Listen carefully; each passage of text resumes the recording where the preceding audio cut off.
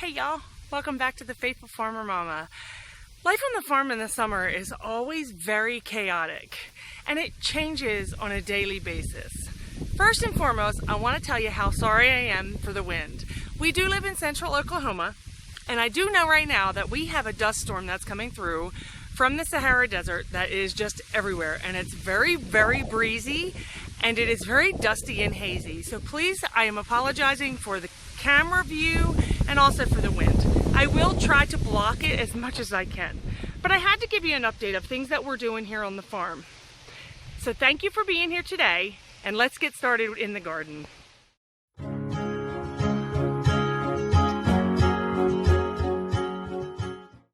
So before we get started, I want to ask, if you are new to my channel, please go down below and find the subscribe button along with the little bell.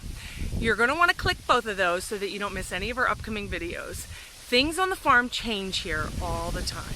And I will tell you, here particularly, the garden continues to grow and go wild.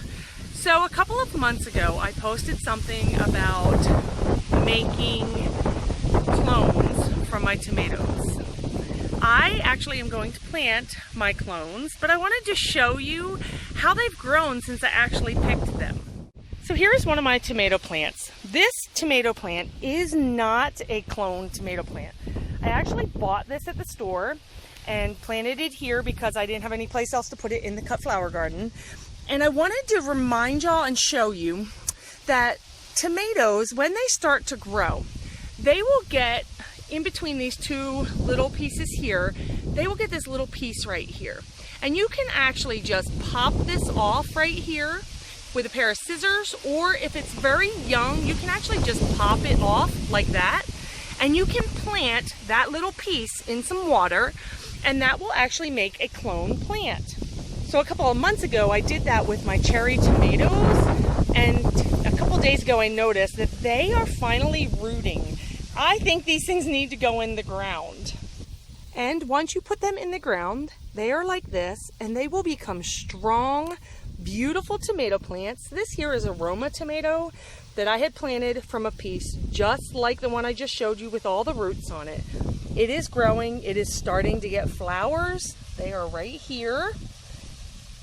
So they will actually make more tomatoes. Now these tomato plants are going to actually go in that empty tire back there. I know a lot of people do not like to grow things in tires, and I understand why. They don't want the rubber and the stuff that's on the rubber to go into their food.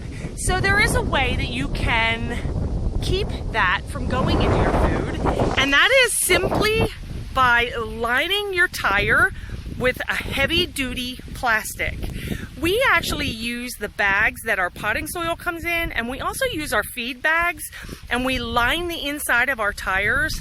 Another way that you can keep your soil from being contaminated, not only lining it with plastic, but changing your soil out every so many years. This way that any kind of contaminants that are in it, you will actually not get those in your food. So we're going to go ahead and plant this tomato. So tomatoes need a lot of nitrogen, and a good way for them to get that nitrogen is to put eggshells in with your tomato, but also something as simple as Epsom salt. Placing Epsom salt around your tomato when you're planting will actually help to give it the nitrogen that it needs to grow throughout the season. So here I just buried the roots, and I'm just going to go ahead and put some Epsom salt here and put dirt on top. Tomatoes are the one of the only plants that does not mind having a lot of its root actually buried. There are some plants, if you do that, it will actually kill your plant. So I just covered that up there, about up to where the leaves actually started. I am going to use this water to water it, and then I will come back in a couple minutes and use the hose and spray it. And then in a few days, I will get a tomato cage so that this will have something to grow up on. It already has a head start because it does have a few flowers on here, and I'm hoping that before the season is over, I will get a lot of cherry tomatoes with this beautiful plant. One of the other things I'm getting ready to do is harvest this and let them dry. This is actually cilantro that has gone to seed, and I'm going to harvest the coriander that's on there. Coriander is a little ball, like a little seed. It is a seed, but it is like a little ball that you actually can crush up and use on things like fish and chicken, even pork. So coriander is actually what you plant to get cilantro to grow. And then after the cilantro goes to seed, you get coriander. It's amazing how God does those things. So this cilantro is very done. It actually, here's one of the leaves that I just never picked. And I let it go to seed on purpose so that I would have more seed to plant in the fall. After the flowers come and go, you will get these little teeny ball looking things. This is actually coriander, and what I'm going to do is I'm going to actually snip these down by the base here, and I'm going to hang them so that they will totally dry, and then I will have cilantro seed for next year, but then I'll also have coriander to have for my dishes. These here, I think this is pronounced kalima beans. I planted these a while back. They are just now starting to get flowers on them, and they are just starting to actually show lots of improvement. I can't wait to try these. They are like a green bean. If you've ever had these before, can you please comment below and tell me how you like them, if they're easy to grow, if they're easy to preserve, and like what's your favorite part of them. You've been waiting for me to harvest these beautiful onions, and I have been putting it off and putting it off, thinking they're not dead enough, they're not dead enough. But a friend and I were talking this morning, and she was explaining to me how your onion, you can tell how many, excuse the guineas in the background, you can tell how many layers of onion you have by how many layers are actually on your base here. My onions really are ready to come up, and I have been watching them and kind of taking a peek at them. Let me go ahead and dig down and show you one of these underneath so that you can actually see what it looks like. If you don't remember, my daughter and I actually came out here and planted these in February-ish, maybe the beginning of March. We planted 3 different sets of 2 different kinds of onions, and I have been waiting for a while to come in here and actually harvest. Now, there is an open patch here, and that is because over time, some of them would go to seed, and some of them would dry out and kind of lay down like this, or even this one here. This one here really looks very ready, and we would come out and pick it and use it for dinner. I don't think that I'm going to actually dig these up today, but I did want to show you what is actually under here, because they still have a little bit of green. They're still a little bit on the tough side, some of them, so I am going to wait. But one of the greatest thing about onions, because it is a root vegetable, I actually can kind of dig down here and look at the ball of this and kind of see the size of it without actually disturbing it. And then I could just cover it up.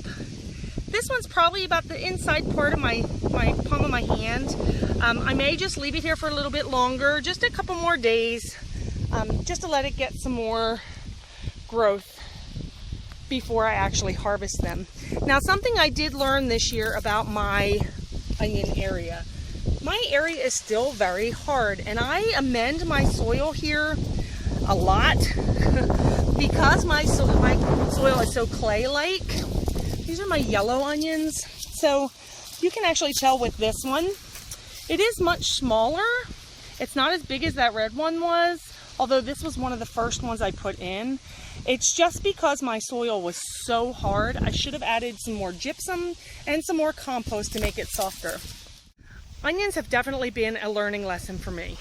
I have never in my lifetime ever grown onions until this year. This is one of my onions. As you see, it's a good size. This is good for, say, dinner tonight. When I make dinner, I will let this cure. If I don't use it, I'll let it sit out and let all of this green that's here just kind of turn to like brown like this. And then I will actually save it more for winter. I would hope that you remember that we have a cut flower garden. Although my cut flower garden is full of vegetables right now, it also is starting to thrive in the cut flower department too. I do have one spot here close to the house that I have planted some things that I am actually thankful that I can add to my little bouquets in the house. This here is called a bachelor button. These beautiful little purple flowers, I actually can snip these and place these in a vase, and then they actually dry out in the vase, and they they're really kind of neat because these little flowers that are sticking out, they turn totally white and the center stays a bluish purple color. And then they just kind of dry out in my vase, and they last for probably close to 2 weeks. They are such an adorable little plant and a great filler here in my flower bed. One of the other things that I've planted, not necessarily for flowers, but I've planted these. This is called sorrel. This is some delicious lettuce that you can actually add to your salads. It's kind of like spinach, but it has a much sweeter taste. So delicious.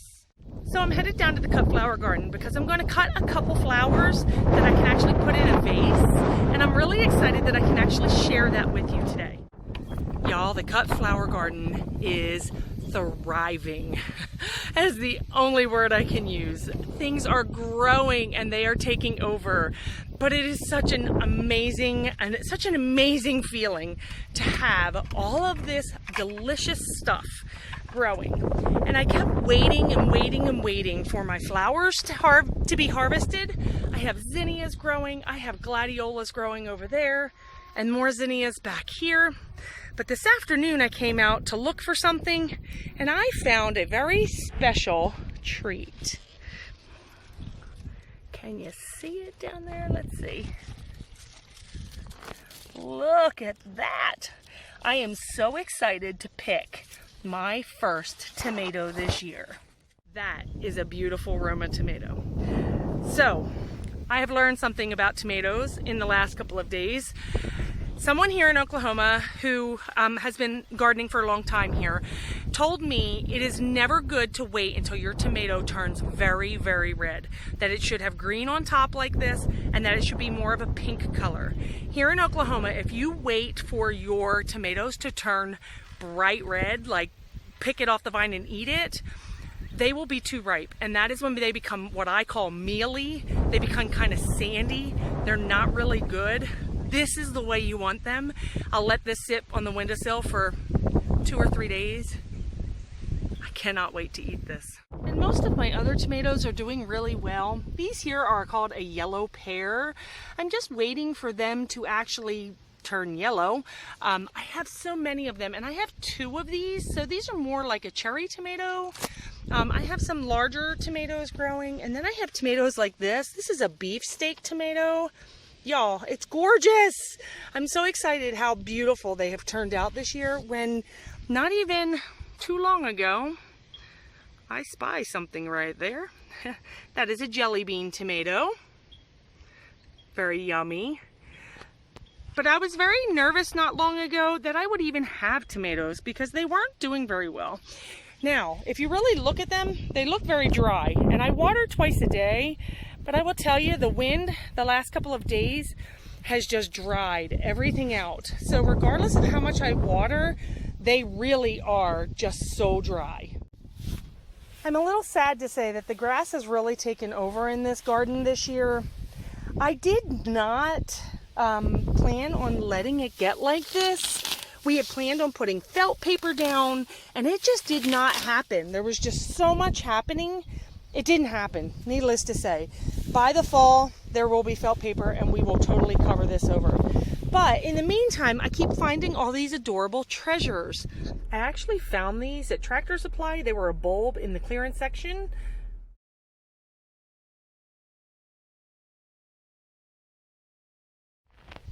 It would be such a great addition to any flower arrangement, just to stick this long thing in there. So beautiful. And this monstrosity right here, thought this thing was dead. It has lots of holes. Someone is definitely eating this. I think it's things like this. That little guy right there. Hi, mister. 5 seconds on YouTube. I think they're eating the leaves, but they're not really bothering. There's another one. They're not really bothering my plant because this is another cauliflower. Again, a friend of mine told me to keep them white, you need to keep them covered. So I just tucked my leaves in the center and I let it grow. We have some beautiful phlox growing. And I would love to tell you what these purple flowers are, but I cannot remember. So I am very sorry about that. Our corn is growing real nicely. I have a very few ears of corn right now, but they are coming along. And you can see them right here. These are all the ones that I had transplanted. I had planted seed and then I transplanted them. So I'm still waiting for them to get just a little bit bigger. I do have watermelon growing on our trestle here. I had one that was the size of about a bowling ball size, and I accidentally hit it yesterday and it fell and it broke. And I was very, very disappointed. But I do have some watermelon that's growing. Here's one here, and this I'm going to actually stick up on this nylon to actually hold the watermelon in place so that it doesn't fall off and break. But they're growing pretty well, and I even have some down here too. Look how cute.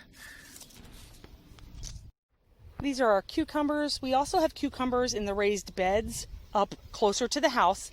But I do have these climbing. They are slowly getting started, but they are growing. And every once in a while, I find beautiful treasures like this that I can make into refrigerator pickles for my kids and myself because I like them. And they seem to be doing really well. It's just taking them a little bit longer to get started this year. And I'm not sure if it's because the ground is new here for this particular garden, or if it's just because it's so hot down here. Y'all, I hate to admit this to you right here on YouTube. I do not like zucchini, and I do not like squash. I don't like how they taste. I think it's a texture thing, but I grow them every year. And every year, they seem to do really well. Right there, you can see. They're beautiful. But I have learned a few things about them that I didn't know even since last year. Later this week, I'm going to share a recipe with you for zucchini. I decided this year that since I grow them, I am going to eat those suckers.